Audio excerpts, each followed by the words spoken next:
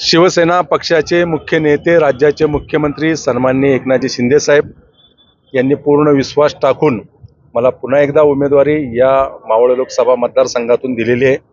त्याचबरोबर महायुतीच्या घटक पक्षाचे नेते, राज्याचे उपमुख्यमंत्री देवेंद्रजी फडणवीस, राज्याचे दुसरे उपमुख्यमंत्री राष्ट्रवादी काँग्रेस पक्षाचे नेते अजितदादा पवार यांनी माझ्या उमेदवारीवरती शिक्कामोर्तब केलेले आहे। देशामध्ये गेले 10 वर्ष सन्माननीय पंतप्रधान यांच्या नेतृत्वाखाली देश सक्षमतेने काम करतो, एका विकासाकडे वाटचाल करतो।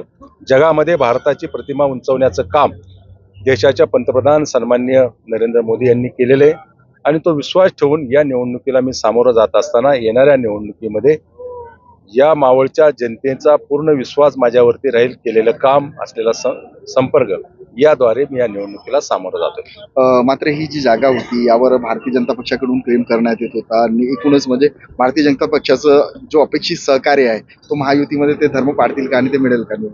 या अगोदर देखील भारतीय जनता पक्षाच्या नेत्यांनी, या ठिकाणच्या कार्यकर्त्यांनी माझ्या विजयामध्ये सहभाग दाखवलेला आहे।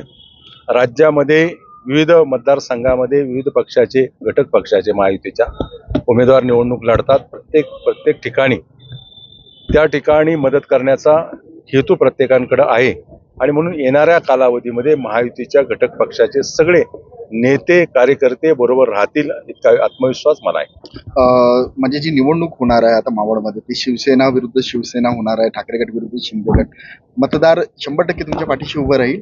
ही निवडणूक विकासाची निवडणूक होणार आहे, देश कोणाच्या हातामध्ये द्यायची त्या संदर्भात निवडणूक होणार आहे आणि ही निवडणूक होत असताना गेले 10 वर्षामध्ये असलेला संपर्क, केलेलं काम, त्या कामाच्या द्वारे ही निवडणूक होणार आहे।